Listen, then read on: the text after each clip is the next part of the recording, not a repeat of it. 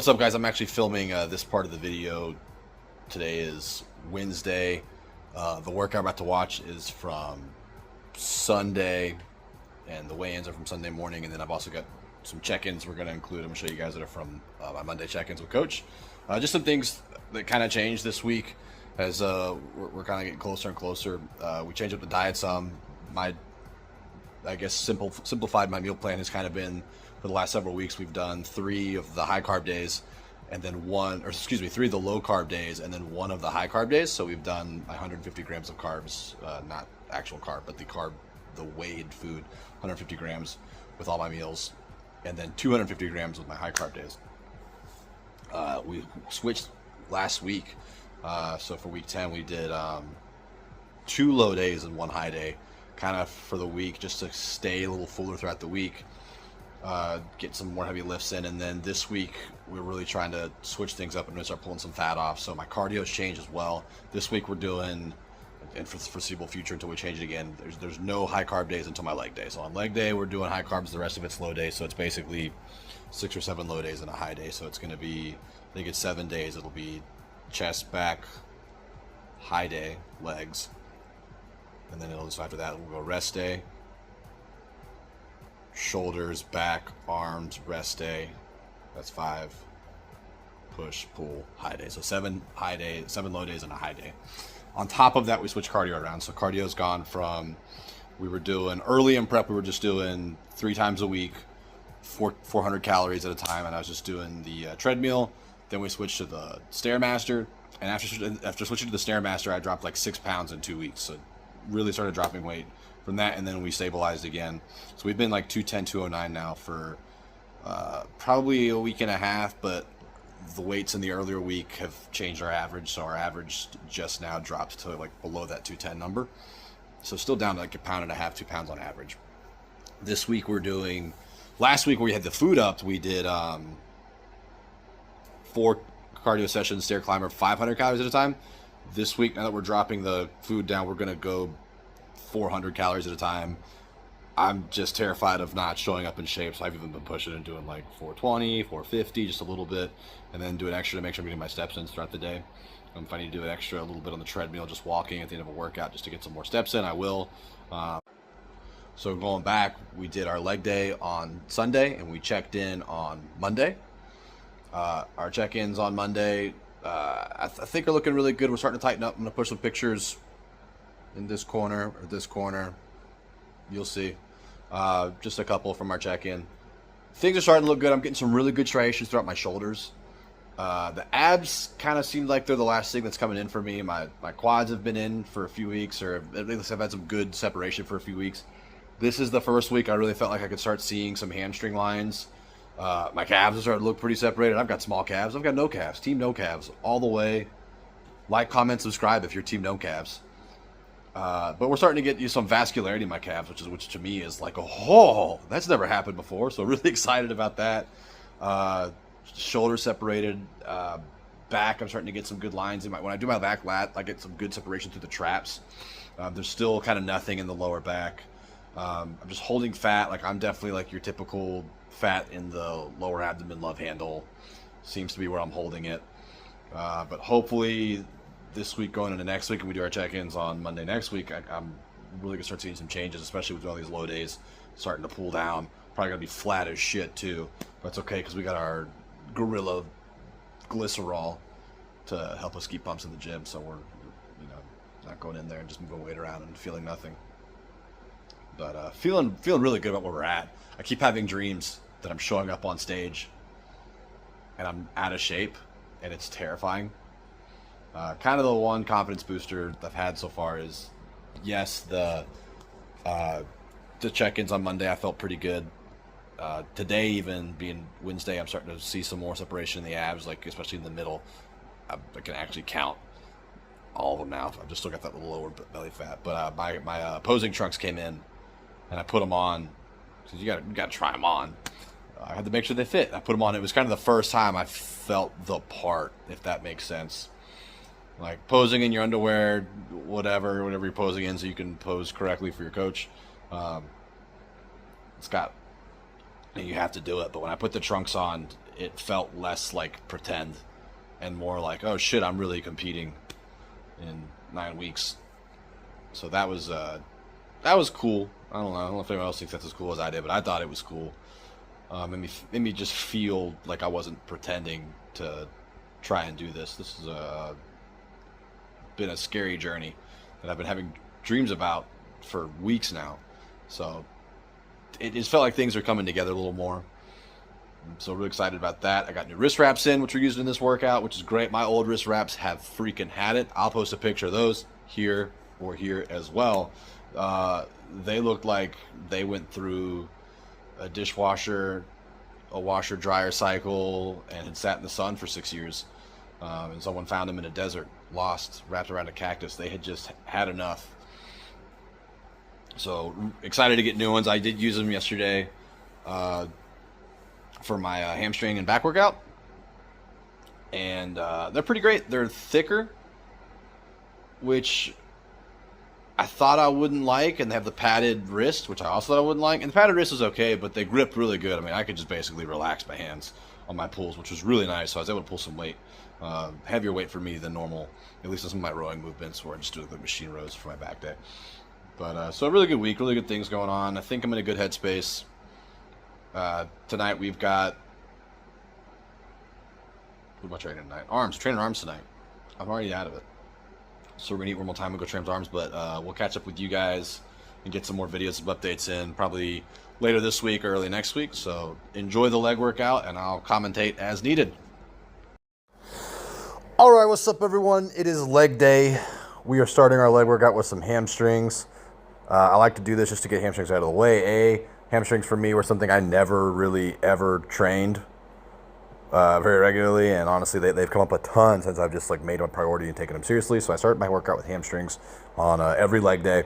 This also helps with my knees. I have basically what's the word, acute or just reoccurring tendonitis, I guess, in my left knee, be it in my patellar tendon or even sometimes behind the kneecap, more like a runner's knee, kind of on and off. Lately it's been totally fine. Usually after a leg day, it'll kind of hurt for a day or two, but not debilitating. So this really helps me get my knees warmed up. I'll usually do a leg curl either lying or sitting. On my quad focus day, like today, I try to start with sitting just so I can get a bigger emphasis on the stretch. On my second leg day, where it's mostly a hamstring and then really it's a pull day, it's a hamstring and back day, I don't really do any quad movements that day. I try to do a lying leg curl to get more of the contraction, because then we go to a RDL, so we're getting a big stretch. Sometimes it doesn't work out that way. My last workout did not work out like that. But here we're doing 3 or 4 sets, really trying to kind of move the weight up and pyramid up and get a heavy set. I like to rest pause or myo rep set the last 2 sets, just to really kind of keep the intensity high. I really want to kind of demolish them because I'm only doing one hamstring exercise, so I want to hit them pretty hard, be done, and then move on to the next exercise. We're not spending a ton of time on them on our quad day, since it is a quad focused day, but this way I can just beat the shit out of them, hit them with some intensity, and kind of get out of there. And honestly, for me, hamstrings are one of those things that I've gone from being like I had no hamstring hanging on the side, 0, but even here in the video you can kind of see the other side that they're popping a little bit. You know, I got a little something going on. Not a lot, but better than what I had, which was nothing. So, you know, if it's they had to get bigger to be small, and now I think they're, you know, I don't think they're small, but they're not. Some people got freaking big Rami hanging. You could put a fist on that freaking thing from the side. I don't think I got that, but, you know, it's better than what it was, so I'll take that. But we're going from hamstrings to, I've been doing some, like, kind of a different squat variation on and off regularly. I was trying hack squat for a few weeks. The gym here has poor AC, and my last few times doing the hack squat, my last set especially, where I'm pushing pretty hard, I've gotten out and I've gotten really lightheaded, dizzy, and almost passed out a couple times. My last time doing hack squat in this gym, I literally got up, I was fine, I went to the restroom, and I'm sitting in the restroom at the urinal, and I'm just like, bro, I don't think I can make it. I think I'm going to pass out here at the urinal. I can't concentrate on peeing and there's no breeze in there. So I make it out of there, and I make it like halfway back to a leg machine. I was trying to get to the leg press, the plate load leg press, and I had to stop. I had to sit down and squat, and I was like, I'm not going to make it. And I just had to just like sit down on the floor at no equipment that I was going to use for like 5 minutes just to get kind of my balance back and get rid of that nauseous, pale, lightheaded feeling. So since we're going to be back over here most often and not Planet, where there's good air conditioning, but they don't let you film, well, at least they don't let you use a tripod, I want to try the hack squat. I hadn't hack squatted in a long time, or the belt squat. I hadn't belt squatted in a long time, and I got to be honest with you, I freaking loved it. It was great. I was really able to load. I kind of had to play with the weight and my placement a little bit. It's been a long time since I've used this machine. So if you see in the first set, kind of going back a little bit, I had to kind of mess with the clip placement and then the length of the chain because I was bottoming out. So I realized I have the hook all the way at the back, which means that it's probably the lightest setting as far as your lever point and the distance from the load. But that was the only way I could do it without either setting up a bunch of blocks to stand on or just dealing with it and hitting the bottom of the rack, which I didn't want to do. So my first couple sets was just me kind of feeling it out, my first like 1 or 2 sets. And then I just kept adding a plate until I felt like the load was heavy enough. On my last set, which I think we're looking at here, let's see, 1, 2, 3, that's either 4 or 5 plates. If it's 5 plates, it's the last set. Yeah, this is the last set. Cool. So I got my 5 plates here, and it felt really good. I was able to load really well. My knee felt really good. My left knee, that quad doesn't fire off the same as my right one on top of that left knee being an issue. I have a hip alignment issue, which I think is probably the source of the knee problems anyway. But I was able to really push here. And the only thing that was kind of a, oh no, this is the last set. Here we go. The only thing that was really kind of debilitating at all on this machine is now I've got bruises on my hip now from where the load was pulling straight down on the belt and into my legs, which wasn't an issue at the top. It was an issue right there, boom, at the bottom. It did not feel too good. But I didn't care. It didn't hurt as bad as my knee bothering me or getting up and being nauseous for 10 minutes and not being able to finish your workout. So I was able to push through, get 10 pretty good reps here. I wanted to get more. I think next week, where I've got a better idea of weight, I think I'll be able to maybe not do 6 sets. I could probably do like 4 and maybe just do a warm-up with 1 and 2 plates and then go right into 4 or 5 and then maybe 6 plates next week. We'll see. We're going to play it by ear, but this is a great set. I was really feeling good on it. My quads are still sore today, and it's Wednesday. They feel really good. They're sore all the way up. And then over here, I kind of ran into a snag. So I start this first set. I'm not going super deep here. I'm trying to kind of like go a little deeper each rep since I'm just trying to warm it up in this machine. I've always struggled with leg presses because of that hip alignment issue where it just always feels like one leg is longer than the other, one leg's sitting more correctly than the other. I'm sure other people have this issue. I don't know. I didn't really discover this until I saw some x-rays after seeing a chiropractor.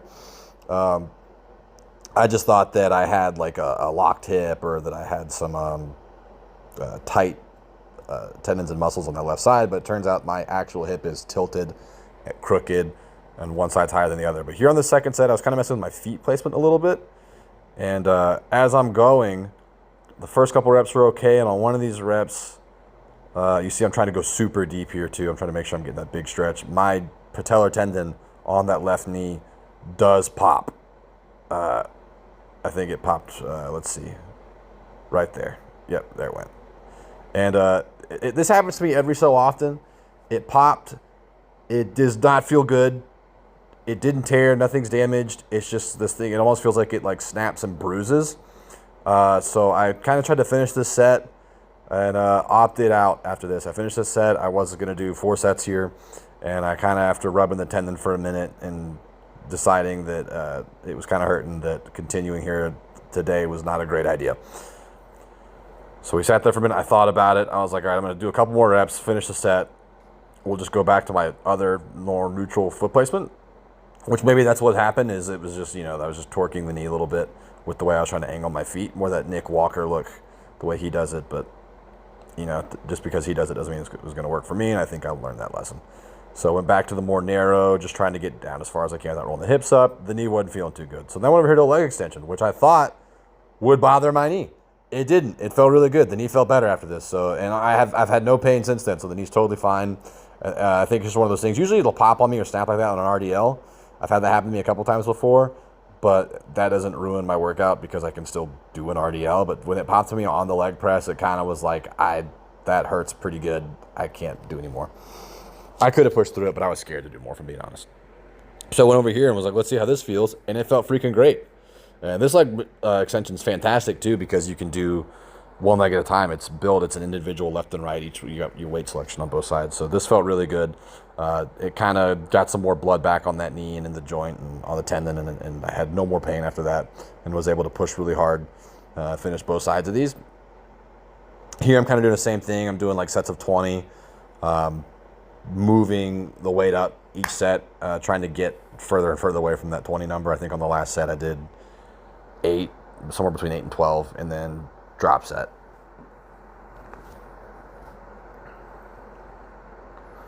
Yeah, just trying to really feel. So my hand is high on my hip when I'm doing these on that left leg, especially because with the hip alignment issue and the tendonitis, I feel like that quad has always fired off really well in my vastus medialis, and not so much in my vastus lateralis and my upper inner quad, scientific name for that I can't think of. But my teardrop has always felt like it fires off really good, and it, for whatever reason, it just loads towards my knee naturally really well. My right quad, it's never been an issue. I feel like the whole quad fires off really well. When I'm standing straight up and looking down, I feel like there's more development closer to the hip in my right leg than my left leg, and I think it all is a source of that left hip being an issue, or that hip just sitting back incorrectly. So something I've always kind of been conscious of, but I don't think I realized was an issue that I needed to sort out as much until a little later. I've been aware of it for a couple years now as far as in my training, but I didn't get an x-ray of it until about a year ago, or not even a year ago. So here, just trying to keep my hand on that upper quad on my left leg to make sure I'm feeling everything fire off. And it's been a big help. I've definitely noticed more development in that upper quad, in my vastus lateralis, getting a little bit more sweep and getting just a little bit more shape as we get into the hip versus just kind of flattening out like I feel like it did before. So even here, what I'll do is on that left leg, I'll kind of do my drop set, left leg, then right leg, do my drop set, and then I'll kind of go back to my left leg and do a couple extra reps with some lower weight, just to really kind of give it some extra volume versus my right leg.